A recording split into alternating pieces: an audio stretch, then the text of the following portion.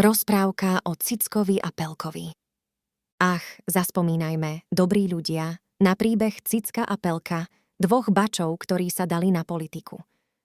Obišli pohronské kopce, hore i dolu a toľko skúseností nabrali, až si povedali, že je čas zmeniť svet.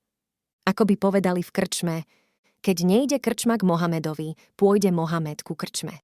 Alebo to bolo k hore? No to je fuk. Každopádne, dali sa do práce.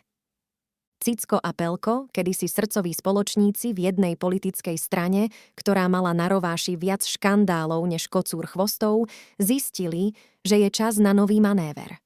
Hovorili si, ak sa nevieme dostať do politiky, tak politiku rozdelíme a získame dvojnásobok. A tak sa pohádali. Nuž, aspoň tak to vyzeralo. Rozdelili sa, no vnútorne zostali jedno srdce a jedna duša. Cicko si ponechal pôvodnú stranu, ktorú ale premenoval na Horská jednota. Jeho slogany boli také, že by sa aj ovce zasmiali. Nie je ovca ako ovca, alebo čo sa na horách naučíš, v doline nezabudneš. Pelko sa rozhodol pre radikálnejšiu cestu a založil stranu s názvom Rovná noha, rovný človek. Jeho politické heslá boli tiež majstrovské. Kto nie je s nami, je proti nám. A kto je proti nám, ten dostane kopytom. Alebo kde sa dvaja bijú, tretí si naberá. Cicko a Pelko si potom vymieniali voličov ako ovce na trhu.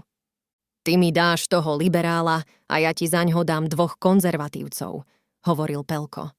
A Cicko odpovedal, dobre, ale za jedného liberála chcem 3 sociálnych demokratov.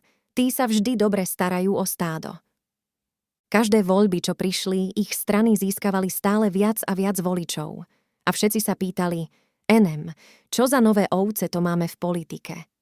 Ale nikto netušil, že Cicko s Pelkom si v skutočnosti píšu každý večer a smejú sa, ako sa im podarilo prečúrať celú dedinu.